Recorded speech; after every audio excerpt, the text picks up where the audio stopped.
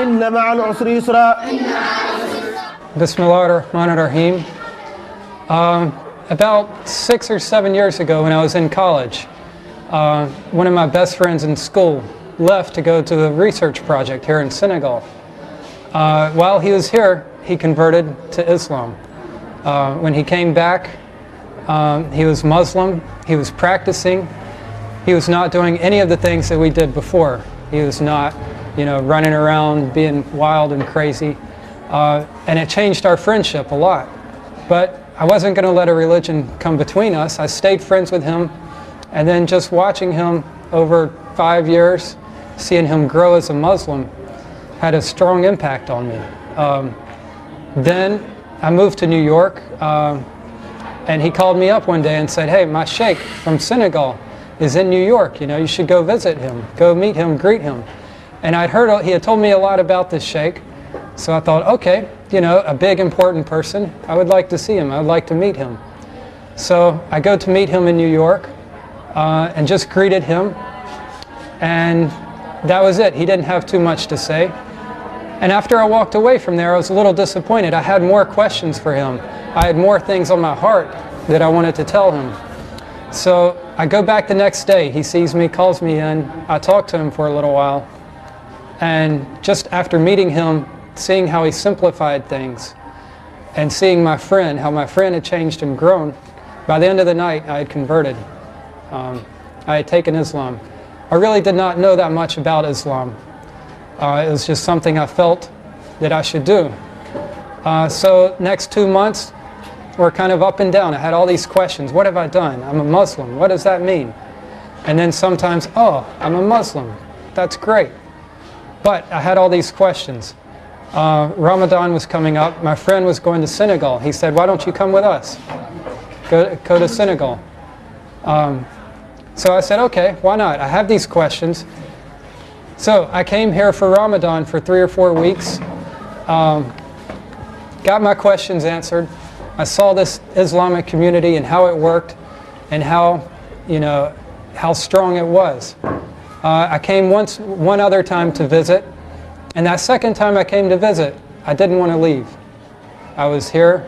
It was secure, it was safe, I could see everything working well. So I made arrangements to come back and study and teach for a year here, teach English, and study Quran, study Islam. I've learned how to read the letters. I can say them, I can pronounce them. Right now I'm working on Surat al-Layl. I just finished Surat al-Duha.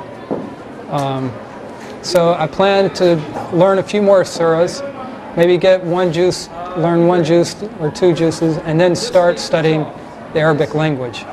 So not only can I read it and pronounce it, but then I know what I'm reading and saying. Bismillah ar-Rahman ar-Rahim. Wal-duha wal-layli idha saja ma wada'aka rabbuka wa ma qalla wal-akhiratu khayrun laka min al-ula wala sawfa yutika rabbuka fatarda alam yajidka yatiman fa'awwa wa wajadaka dalan fahadda wa wajadaka ailan fa'agna wa amma yatima fala taqhar wa amma sa'ila fala wa asila ila fahmi amaka li ahkam din halim.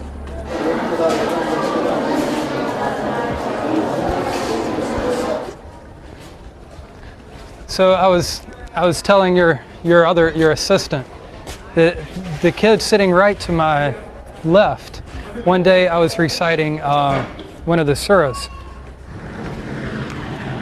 Surah Al-Adiyat. I happened to make eye contact with him, and as soon as he heard what I was saying, heard maybe 2 words, he joined in and carried me the rest of the way reciting the surah.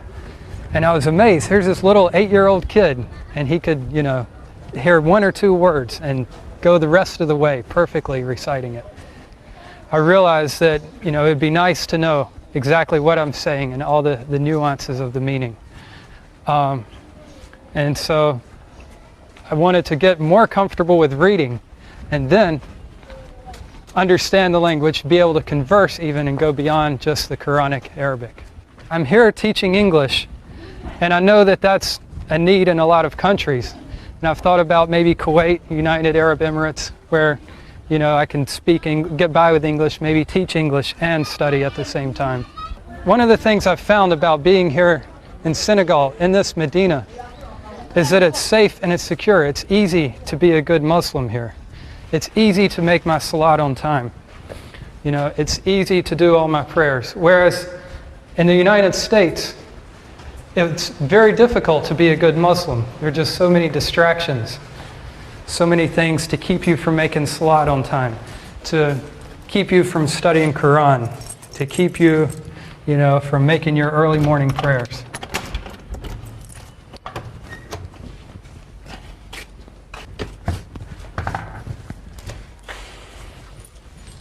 And this is my room, along with Ibrahim, who has been here for 12 years. I've been here 5 months. And like I say, I'm just now able to read and pronounce the Quran. Ibrahim has been a big inspiration on me, not only for just watching him live as a good Muslim, but seeing him being able to even converse and speak Arabic.